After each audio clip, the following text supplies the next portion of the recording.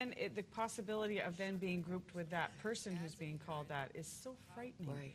You're shut right out of your social circle. As a parent, how do you teach your child to respond to a verbal bullying or physical bullying? Right. What should your child say at whatever age, at 8 or at 18? Okay, so what we know for sure is in 50% of all situations when you're being approached by someone who wants to target you or wants to embarrass, hurt, humiliate you, if you say, knock it off, leave me alone, 50%, 1 out of 2, they'll walk on, they'll move on. That's not bad. That can go either way. Yeah. So some of the things that we talk to kids about and some of the things that I've talked to my own children about is when you go, when you go into a building or walk down the hallway, stand tall. Stand, push your shoulders down, pretend there's that string coming up the back. If you remember the Take Back the Night movement, it's very similar to that. So when you need to walk by a group, because kids congregate in hallways in large groups, it's kind of sometimes hard to move around. Right. You say, excuse me, you don't try and be invisible. Some work was done on what a bully looks like, or what kind of person would be targeted on the street, actually, for assault or theft, purse snatching or whatever. And here's what they found. People who walk with their shoulders in, put their head down, try and be invisible, don't make eye contact, don't look around, aren't aware of their environment. Those are the people who are going to be targeted for sure, if anyone is. It's exactly the same as schools. Shoulders down, chin up, make eye contact, know where you are, know who's around you, say excuse me when you need to get around people, and be a presence. Don't try and be invisible. So if you have a shy child who just can't, just a shy child. Yes. Is not comfortable standing up and those kids speaking struggle out so much. So then, you know what lots of schools do is they work directly with the counselor and the teachers and build a circle of support, a group of people who want to connect with it, and find a quieter place to be, to hang out for morning break or lunch break, so that it isn't in that giant sort of pit of children that is quite frightening. Shy children, parents who have shy children, those shy children need to see the parents reaching out at things like parks or play schools, so they talk to others, so the children see that it's safe to talk to other people. They really need to model how to approach someone and talk to their children about that regularly. Ask them how it went, what were they up for. That's a really tough one. For sure. Electronic bullies. And as the kids are texting and on Facebook and all of that, the field has widened. Mushroomed. Cyberbullying. Cyberbullying is was new 5 years ago, 6 years ago. New term. It is out of control. Really the cyber world is unmonitored, and we're not about to be able to monitor it. At least children were able to get home and be safe at home. No longer is that the case. Cyberbullying 24/7 around the world. We have huge issues with that at school, because in schools we're weighing the benefits of technology, which is fabulous in an education world, against the cruel, sort of lawless land of the cyber world. So it used to be that we, the adults, would say, okay, well, we're going to take your technology away from you. But kids now, that's their social circle. It is part of how they live. And to do that prevents kids from reporting that they've been targeted. So we can't do that. No, and it's instant information. One click, one message can go everywhere and go on and on and on, and it's unstoppable at some level. There's no way to take the poster off the wall. No. So how do you catch a bully?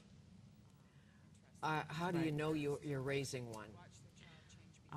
Interesting. So for parents to watch their child change behaviors, watch for a couple of things, we would know this anyway. They suddenly change their group of friends, and they no longer come over, and you don't know who they are, and they make you nervous when you see them, or they wait outside, or go to meet at the mall, or pick them up outside. I was just reading a poem the other day called "The Meanest Mother in the World," and it was about a mom who was called the meanest mother because she made her children's friends come into the house and pick, sort of old-fashioned kind of stuff. But it's true. You want to see who your child's friends are and see who they're hanging out with, and know where they are. All of those things are true. If your child starts becoming aggressive towards you, lying, having items that you haven't bought and nor could they afford to buy, start asking where they came from. And believe me, no kid just gave it to them. Something else is going on there.